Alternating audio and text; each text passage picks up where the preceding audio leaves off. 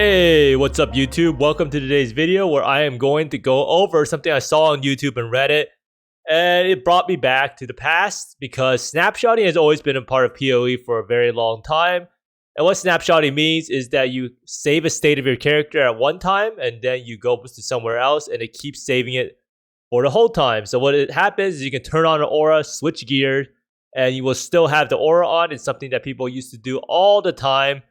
And we're going to start off the video by looking at one of the most iconic RIPs that I've seen in a while.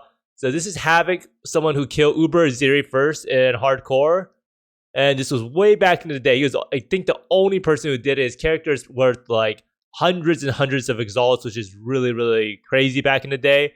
So he's using low light spectral throw. Now you can see what happens is he's going into the Eternal Laboratory to use the Covenant, which gives him blood magic, and then he has the Alpha's Howl, which gives him reservation efficiency. So by putting these on, he's able to turn on the auras for less mana or on your life pool, and then he's able to snapshot it. And then when he leaves and then he goes back to town, as long as he doesn't turn off the auras again, it will stay on there forever. Now, GGG did decide to fix this later on by making it so that it checks dynamically every single time you enter a zone what auras you have on and what auras your character can currently run. So let's go see what happens right here, and it's actually so sad. So he's trying to put on the blood magic. So he's putting that on, and he put it on his shavs.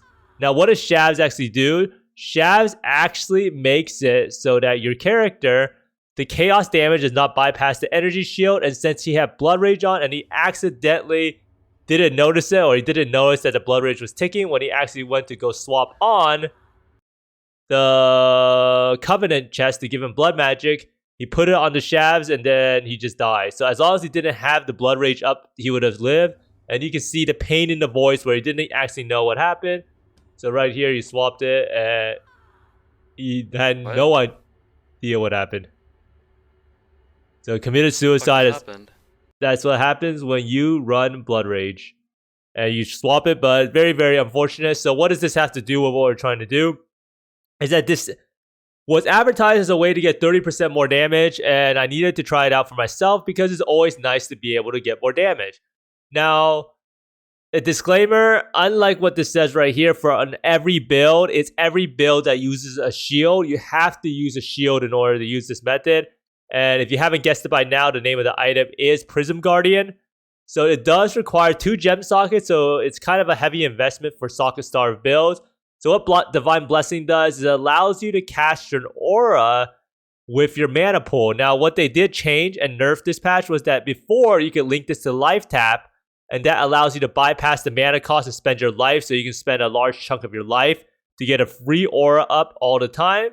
So the way around this, and I actually saw this when Ben had it in his status that Prism Guardian is the most overpowered unique now, and I didn't really know what to think about it, and I didn't really actually consider what was wrong with Prism Guardian. So what Prism Guardian does is it makes it so that your socketed gems cost a reserve life instead of mana. So that means that we can again get our auras on our life with Divine Blessing instead of having to spend an insane amount of mana. So as long as we swap over to the shield, we cast the aura, then we swap back, we are able to keep the aura on. Now there are some things at work here that you need to make sure you do. So you need to make sure the sockets of the aura and Divine Blessing are in the right order on a normal shield and Prism Guardian. So we want to see what this looks like. Let's go over to my character that I was actually testing it on. So Calandra, and this character is so fast. So wow, look at me run to the waypoint. But basically what happens is you see here, we have weapon swap Prism Guardian. So we turn on the Grace aura. And then when we weapon swap back, you see we still have the Grace. But we have to use 2 gem sockets right here for Divine Blessing and Grace. Otherwise, it won't work. So if you have more duration, this will probably last around 15 seconds or so. And it is kind of annoying. And it's also good for proccing Adrenaline if you're playing Alice Champion. So you can just weapon swap, proc it, and then go back. So very, very good setup for this, and does give you that free aura that you need.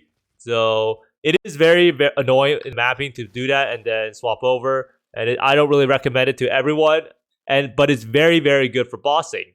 Now, something you might want to see is that right here, you can see the Grace and Divine Blessing are in the same order, and this one is right here. If we move the Grace over here, however, when we press the Grace aura and then we switch it, you can see that we don't actually get the Grace anymore. So the socket order actually matters. It has to be in the exact same spot so that we can trick the game into thinking that we still have this combo going on. So right here, weapon swap, we don't have it in the socket. When we turn it on, weapon swap, it's gone. So make sure it's in the right order and right sockets.